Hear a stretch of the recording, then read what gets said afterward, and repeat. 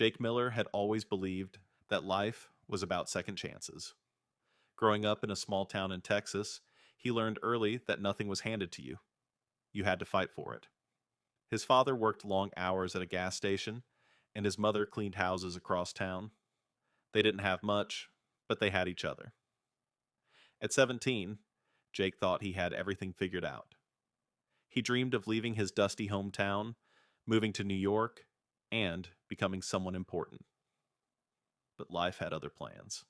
One mistake, just one bad decision with the wrong group of friends, and everything collapsed.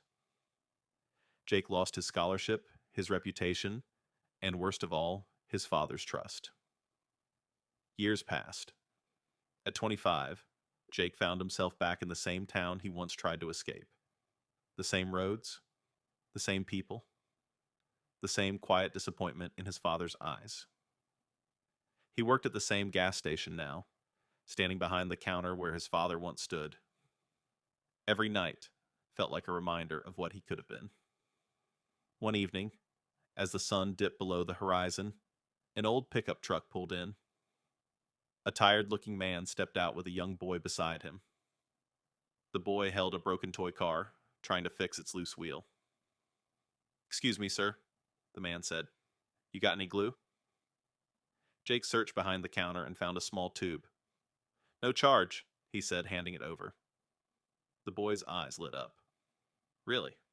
Thank you." As they walked out, Jake watched the boy carefully fix his toy, smiling like it was brand new. Something about that moment stayed with him.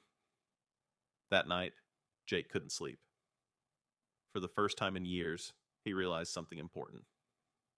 Maybe life wasn't about the chances you lost, but the ones you chose to take again. The next morning, Jake made a decision. He enrolled in night classes. It wasn't easy. He worked during the day, studied at night, and slowly rebuilt what he had lost.